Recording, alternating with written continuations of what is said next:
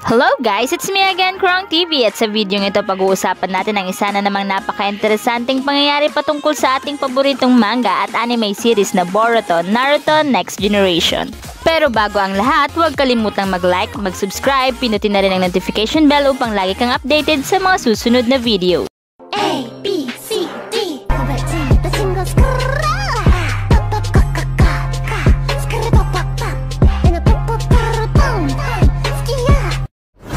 Sa video ito pag-uusapan natin kung babalik pa ba si Kurama at kung gaano nga ba kalakas ngayon si Naruto na wala na si Kurama. Ipinakita na nga sa atin na tuluyan na ngang nawala si Kurama. Dahil sa nangyari ngang ito, maraming ang Naruto at Boruto fans ang nagkaroon na nga ng katanungan kung babalik pa kaya itong si Kurama. Si Kurama na minahal nating lahat, na kahit fictional character talagang iniyakan nating lahat. At sa video ito guys, bibigyan ko kayo ng ilang idea na maaaring makatulong sa atin upang nga malaman natin kung babalik pa kaya si Kurama. Kasi sa ngayon, hati talaga ang opinyon ng mga Naruto fans at Boruto fans patungkol nga sa tanong na to. So alamin natin ang bawat dahilan ng both side. So sa hindi nga guys, ito nga ang dahilan nga kung bakit nga nasabing hindi na nga babalik si Kurama. So kung matatandaan sa Naruto, kapag namatay o nawala ang Tail Beast, ang muling pagkabuhay nito ay talagang inaasahan ng lahat. I mean, babalik at babalik sila. Dahil katulad ng nangyari noon kay Rin. Kung matatandaan nga guys, 'di ba, nailagay nga kay Rin si Usobu, ngunit nag-suicide o nagpakamatay nga siya gamit nga ang Chidori ni Kakashi. At makalipas nga ang ilang taon, ang Usobu ay muling nagbalik. So sa ngayon, ito nga ang pinagbabasehan ng ibang ang nagsasabi na babalik nga si Kurama. Ngunit iba ang case ngayon sa nangyari kay Kurama. Iba ang naging sanhi ng pagkawala ni Kurama sa Boruto. Iba ang naging dahilan ng pagkawala ni Kurama, kung saan si Kurama ay nawala dahil sa paggamit nila ni Naruto ng Baryon Mode, kung saan ang naging kapalit nito ay ang Life Force o ang buhay nga ni Kurama, kung saan sa una nga ay sinabi nga niya na ang magiging kapalit nito ay buhay nga ni Naruto. So ibig sabihin, di ba ang mga Biju o ang mga Tail Beast ay gawa nga sa chakra? Ang nakonsume nga sa Baryon Mode ay ang chakra ni Kurama na dahilan ng kanyang pagkawala at ng dahilan ng kanyang hindi pagbabalik. So convinced ba kayo guys sa dahilan na yan kung bakit nga ba hindi nababalik si Kurama? At ito pa nga guys, may isa pang dahilan. Dahil nga sa pinahina nga daw ang karakter ni Naruto at ni Sasuke upang nga mag-shine ang New Generation Ninja, hindi na ibabalik si Kurama.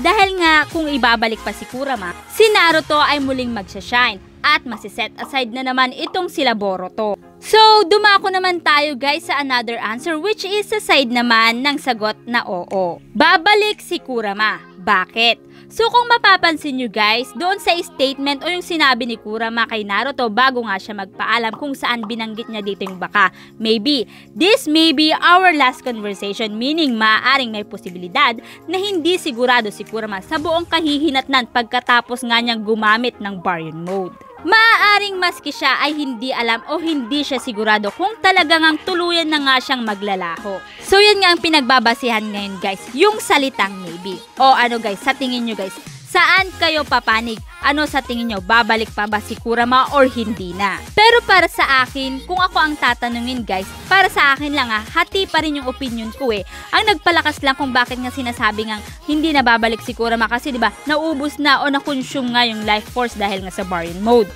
So technically, kung iisipin guys, no, talagang hindi na siya babalik kasi katulad nga ng sinabi ko, iba ang case sa pagkawala ni Kurama sa pagkawala ng Usobu. Kaya naman hindi siya pwedeng ibase dito. Ang Usobu, namatay yung Jinchuriki niya. Samantalang si Kurama, na-consume ang Life Force niya dahil sa Baryon Mode. Pero guys, keep in our mind, lagi natin iisipin ang ugali ni Kishimoto. Yung hindi natin inaasahan ay talagang ginagawa niya. Malakas ang pakiramdam ko guys na ibabalik niya si Kurama. Hindi ngayon guys kundi maaaring pagmalapit ng matapos ang Boruto. Yung parang ginawa niya during 4th Shinobi World War, noon ngang na-reincarnate si Minato at ang ibang Kage. Parang magkakaroon sila ng reunion. ibabalik niya yung ganitong flow ulit ng story. Ito na yung tamang scene upang nga ibalik si Kurama. Kasi nga 'di ba, na-nerve sila Naruto. So ibig sabihin kung ibabalik niya si Kurama sa last episode o sa malapit nang matapos ang Boruto, hindi na ito gaanong maapektuhan ang pagshashine nga ni Boruto. Kasi maaring this time naipakita at napatunayan na ni Boruto ang kanyang galing. So yan nga guys ang opinion ko sa tanong na yan. Kung kayo naman ang tatanungin guys, ano sa tingin nyo ang dahilan? Babalik pa ba si Kurama or hindi na? I-comment nyo lang guys ang inyong kasagutan para at the same time ay makapag-share din tayo ng idea about nga sa issue na yan. Kasi sa totoo lang ay halos lahat tayo ay hindi pa rin natin tanggap ang pagkawala ni Kurama. So ito na nga guys, 'di ba nawala na nga si Kurama. Ang tanong ngayon, gaano naman kalakas ngayon si Naruto nawala na si Kurama? So sa nakaraan kong video guys ay may full discussion na ako nito. So papaikliin lang natin. Ngayong tuluyan na ngang nawala si Kurama kay Naruto, siya ay nananatili pa ring napakalakas dahil lagi nating tatandaan si Naruto ay kabilang siya sa Uzumaki clan. Dahil dyan si Naruto ay nagtataglay pa rin ng marami at malakas na chakra reserves. 4 na beses na mas marami ang chakra ni Naruto kung ikukumpara kay Kakashi at sinabi rin na mas malaki ang chakra reserve kumpara kay Kisame. So ano nga ba ang magagamit o ang kapangyarihan ni Naruto? Bukod nga sa malaki ang chakra reserve ni Naruto, may another source of power pa itong si Naruto at ito nga ang nature energy kung saan dahil dito ay nag-i-increase nga ang speed, sensor ability, power at ang reaction ni Naruto. Bukod nga dyan, may iba't ibang teknik pa si Naruto na magagawa niya kahit wala si Kurama. At ito nga ay ang pag-summon ng Toads, ang Shadow Clone na kanyang signature technique. Bukod dyan, meron din siyang Rasengan, Rasen Shuriken at marami pang iba. Bukod nga dyan guys, meron ngang iba't ibang nature transformation itong si Naruto. Diba kung matatandaan guys, binigyan si Naruto ng chakra ng 8 biju. Kaya naman si Naruto ngayon ay meron niyang lava release, magnet release, earth release, wind release, lightning release, water release at marami pang ang iba. So dahil dyan, si Naruto ay meron pa nga ring chakra ng 8 biju.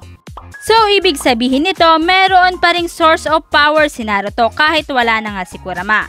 Kahit wala ni si Kurama ay malakas pa rin si Naruto. Dahil keep in our mind, tandaan natin na si Naruto ay merong 6-path Sage Mode, Rasengan, Rasen Shuriken at yung ang sinasabi ko, chakra ng iba pang mga tailed beast. Which is ang mga ito ay hindi related kay Kurama. Kaya naman ang mga nagsasabi na humina na si Naruto, no guys, marami pa rin siyang technique at source of power. Pero alam nyo guys, ang pagkawala ni Kuramang ito ay malaking kabawasan sa pagkatao ni Naruto. Dahil dito parang muli siyang nawalan ng magulang, nawalan ng itinuturing na ama. At matalik na kaibigan. So yan nga guys ang mga sagot sa ating katanungan ngayon. So dito na nga nagtatapos ang video ito. Any comment and suggestion, just comment down below. Thank you!